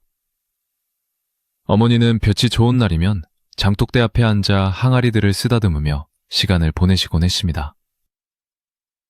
아이고, 우리 조상님들이 이 못난 어미와 자식을 살리셨네. 고맙습니다. 정말 고맙습니다. 어머니는 장독대를 향해 수시로 감사의 인사를 올리셨고 칠성이 또한 그런 어머니의 모습을 보며 가심 깊은 곳에서 울려 퍼지는 묵직한 감동을 느꼈습니다. 장독대는 이제 단순한 저장고가 아니라 칠성인의 가족의 생명줄이자 신앙과도 같은 존재가 되었습니다. 칠성인은 그날 밤 찾아왔던 노인의 은혜를 갚기 위해 특별한 원칙을 하나 세웠습니다. 그것은 바로 대문은 항상 열어두고 배고픈 나그네를 그냥 보내지 않는다는 것이었습니다. 그는 사랑채 아궁이에 불을 꺼트리지 않고 늘 따뜻하게 데워놓았으며 부엌에는 언제든 밥을 지을 수 있는 쌀과 국거리를 준비해 두었습니다. 소문을 듣고 찾아오는 거린이나 지나가는 과객들이 있으면 칠성이는 묻지도 따지지도 않고 따뜻한 밥상을 차려 대접했습니다. 어떤 이들은 칠성이를 보고 돈 좀 생겼다고 유난을 떤다며 비아냥거리기도 했지만 칠성이는 개의치 않았습니다. 자신이 겪었던 배고픔의 고통을 누구보다 잘 알기에 밥 한 그릇이 주는 위로와 힘을 믿었기 때문입니다. 어느 눈 내리는 깊은 겨울밤, 칠성이는 사랑채에 군부를 지피고 밖을 내다보고 있었습니다. 한방눈이 펑펑 쏟아져 온 세상이 하얗게 변해가고 있었고 마당 한가운데 놓인 장독대 위에도 하얀 눈모자가 씌워져 있었습니다. 장독들은 마치 흰 소미불을 덮고 겨울잠에 자는 공들처럼 둥그르고 포근해 보였습니다. 칠성이는 문득 그날 밤 비를 맞으며 서 있던 노인의 모습이 떠올랐습니다. 지금쯤 어디서 무엇을 하고 계실까? 혹시 이 추운 겨울에 떨고 계시지는 않을까? 칠성이는 걱정스러운 마음에 하늘을 올려다보았습니다. 눈송이 사이로 반짝이는 별 하나가 유난히 밝게 빛나고 있었는데 칠성이는 그것이 마치 노인이 자신을 지켜보고 있는 눈빛 같다는 생각을 했습니다. 세월은 유수와 같이 흘러 칠성이도 어느덧 중년의 나이가 되었습니다. 그는 마을 사람들의 신망을 한몸에 받아 마을의 대소사를 결정하는 이장이 되었고 훗날에는 고을에 존경받는 유지로 이름을 떨치게 되었습니다. 칠성이는 결혼하여 토끼 같은 자식들을 낳았고 아이들에게 항상 남을 돕는 것이 곧 나를 돕는 길이다 라고 가르쳤습니다. 아이들은 아버지를 따라 장독대를 닦으며 자랐고 칠성이네 집 장독대는 대를 이어가며 반질반질한 윤기를 잃지 않았습니다. 마을 사람들은 칠성이네 장독대를 복항아리라고 불렀는데 그 이유는 그곳에서 금화가 나왔기 때문만이 아니라 그 집에서 흘러나오는 나눔과 사랑이 온 마을을 복되게 만들었기 때문입니다. 칠성이네 집 장독대에는 재미있는 전설도 생겨났습니다. 칠성이가 파냈던 큰 독의 자리에 다시 독을 묻고 장을 담갔는데 그 독에서 나온 된장과 간장 맛이 기가 막히게 좋다는 소문이었습니다. 그 장을 먹으면 앓던 병이 낫고 집안의 우환이 사라진다는 말이 돌면서 명절 때만 되면 최선성인의 장을 얻으러 오는 사람들로 문전성시를 이루었습니다. 최성인은 찾아오는 사람들에게 아낌없이 장을 퍼주며 말했습니다. 이 장맛은 제 솜씨가 아니라 하늘이 주신 맛입니다. 다 같이 나누어 먹어야지요. 최성인은 욕심을 부리지 않고 나누면 나눌수록 곳간이 더 가득 차는 신기한 경험을 하며 평생을 살았습니다. 그러던 어느 날 칠성이의 꿈에 그 노인이 다시 나타났습니다. 노인은 예전처럼 누더기 차림이 아니라 눈부시게 하얀 도포를 입고 인자한 미소를 짓고 있었습니다. 노인은 칠성이의 손을 잡으며 말했습니다. 자네가 내 말을 잊지 않고 잘 실천해주어 고맙네. 자네의 착한 마음이 장독대 밑에 보물보다 더 빛나는 진짜 보물일세. 노인은 칠성이의 머리를 쓰다듬어 주고는 하얀 연기가 되어 하늘로 올라갔습니다. 꿈에서 깬 칠성이는 베개가 젖을 정도로 눈물을 흘렸습니다. 그는 자리에서 일어나 정화수를 떠놓고 장독대로 나갔습니다. 새벽 공기는 차가웠지만 칠성이의 마음은 봄날처럼 따뜻했습니다. 그는 하늘을 향해 깊이 절을 올리며 다시 한번 감사의 마음을 전했습니다. 칠성이의 어머니는 천수를 누리시고 편안하게 눈을 감으셨습니다. 돌아가시는 순간까지 아들의 손을 꼭 잡고 고맙다. 내 아들로 태어나줘서 고맙다. 는 말씀을 남기셨습니다. 칠성이는 어머니를 양지 바른 곳에 모시고 매일 아침 성묘를 하며 어머니와의 추억을 되새겼습니다. 어머니가 떠나신 후에도 칠성이는 외롭지 않았습니다. 그의 곁에는 사랑하는 가족과 든든한 이웃들, 그리고 평생을 함께해온 장독대가 있었기 때문입니다. 칠성이는 종종 장독대 옆에 앉아 손자들에게 옛날 이야기를 들려주곤 했습니다. 옛날에 비가 억수같이 쏟아지던 날, 배고픈 할아버지 한 분이 우리 집에 오셨단다. 아이들은 할아버지의 무릎에 매달려 눈을 반짝이며 이야기를 듣곤 했습니다. 최부자의 소식은 그 후로 드문드문 들려왔습니다. 마을을 떠난 최부자는 다른 고을에 가서도 욕심을 버리지 못하고 투기를 하다가 결국 사기를 당해 알거지가 되었다는 소문이었습니다. 나중에는 병까지 얻어 쓸쓸하게 객사했다는 흉흉한 소문도 돌았습니다. 사람들은 그 이야기를 전해 들으며 인과응보라고 혀를 찼지만 칠성이는 그저 씁쓸한 표정으로 하늘을 바라볼 뿐이었습니다. 그는 최부자를 미워하는 마음조차 남아있지 않았습니다. 오히려 그가 욕심을 버리고 조금만 더 베풀며 살았다면 좋았을 텐데 하는 안타까움만이 들었습니다. 칠성이는 최부자의 명복을 빌어주며 자신은 더욱 겸손하게 살아야겠다고 다짐했습니다. 다시 겨울이 찾아온 어느 날 저녁, 칠성이는 따뜻한 아랫목에 앉아 화로에 밤을 굽고 있었습니다. 타닥타닥 밤 읽는 소리가 정겹게 들려오고 창밖에는 소리 없이 눈이 내리고 있었습니다. 최성희는 잘 익은 군밤 하나를 까서 호호 불어가며 입에 넣었습니다. 달콤하고 고소한 맛이 입안 가득 퍼지자 문득 옛날 가난했던 시절 어머니와 나누어 먹던 묽은 죽 한 그릇의 맛이 떠올랐습니다. 비록 몸은 배고팠지만 서로를 위하는 마음만은 따뜻했던 그 시절. 최성희는 지금의 풍요로움도 좋지만 그 시절의 애틋함 또한 잊을 수 없는 소중한 추억임을 깨달았습니다. 최성희는 자리에서 일어나 방문을 열었습니다. 밖은 온통 은색이었습니다. 마당의 장독대 위에도 감나무 가지 위에도 지붕 위에도 하얀 눈이 소복이 쌓여 달빛을 받아 보석처럼 반짝이고 있었습니다. 최성희는 마루로 나가 차가운 밤 공기를 깊이 들이마셨습니다. 폐부 깊숙이 들어오는 맑고 시원한 공기가 정신을 맑게 해주었습니다. 그는 장독대를 바라보며 나지막이 중얼거렸습니다. 올겨울도 무사히 나게 해주십시오. 그리고 우리 마을 사람들 모두 아프지 않고 건강하게 해주십시오. 그의 기도는 바람을 타고 눈송이와 함께 하늘로 올라갔습니다. 이튿날 아침, 최성희는 여느 때처럼 일찍 일어나 마당에 눈을 쓸었습니다. 빗자루가 지나간 자리마다 뽀드득 뽀드득 기분 좋은 소리가 났습니다. 대문 밖을 보니 벌써 누군가 집 앞 눈을 치워놓은 흔적이 보였습니다. 아마도 이웃집 김서방이나 박서방이 새벽같이 나와 길을 터준 모양이었습니다. 최성희는 빙그레 웃으며 대문을 활짝 열었습니다. 오늘은 장날이라 마을 사람들이 많이 지나다닐 것입니다.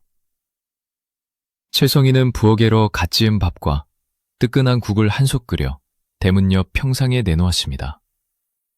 지나가는 누구라도 추운 몸을 녹이고 가라는 무언의 초대였습니다. 점심때가 되자 장을 보러 가던 마을 사람들이 하나둘 칠성인의 평상에 앉아 국밥을 먹으며 이야기꽃을 피웠습니다. 어이구, 칠성 이장님 덕분에 속이 다 풀리네. 이 집 국맛은 언제 먹어도 일품이야. 사람들의 웃음소리가 칠성인의 마당을 가득 채웠습니다. 칠성인은 그 모습을 바라보며 흐뭇한 미소를 지었습니다. 그는 깨달았습니다. 진정한 부자는 곳간에 곡식을 가득 채운 사람이 아니라 이웃과 함께 나누는 기쁨을 아는 사람이라는 것을. 그리고 그 기쁨이야말로 세상 어떤 보물과도 바꿀 수 없는 진정한 행복이라는 것을 말입니다. 이야기는 여기서 끝이 납니다. 산골 마을의 바람은 여전히 맑고 칠성인의 장독대는 오늘도 햇살을 받아 반짝이고 있을 것입니다. 혹시 여러분도 길을 가다가 낡은 기와집 마당에 윤이 나는 장독대가 보이거든. 그리고 그 대문이 활짝 열려 있거든. 주저하지 말고 들어가 보십시오. 아마도 마음씨 좋은 주인이 따뜻한 밥 한 그릇을 대접해 줄지도 모르니까요. 차가운 마음은 돌고 돌아 결국 자신에게 복으로 돌아온다는 옛 어른들의 말씀. 오늘 밤 칠성이의 이야기를 통해 다시 한번 마음에 새겨봅니다. 마음이 깊었습니다. 창밖에는 바람이 불고 있을지 모르지만 여러분의 이불 속은 따뜻하시겠죠? 채성이가 그랬던 것처럼 매일은 오늘보다 조금 더 따뜻하고 넉넉한 마음으로 하루를 시작할 수 있기를 바랍니다. 근심 걱정은 모두 저 장독대 밑 깊은 곳을 묻어두시고 오늘 밤은 편안하고 좋은 꿈 꾸시기를 바랍니다. 채성이네 집 아랫목처럼 따끈따끈한 잠자리가 여러분을 기다리고 있습니다. 자, 이제 눈을 감고 칠성인의 마당에 내리는 평화로운 눈송이를 상상해 보세요. 소복소복 쌓이는 눈처럼 여러분의 마음에도 포근한 평화가 내려앉을 것입니다. 긴 이야기 들어주셔서 고맙습니다. 안녕히 주무십시오.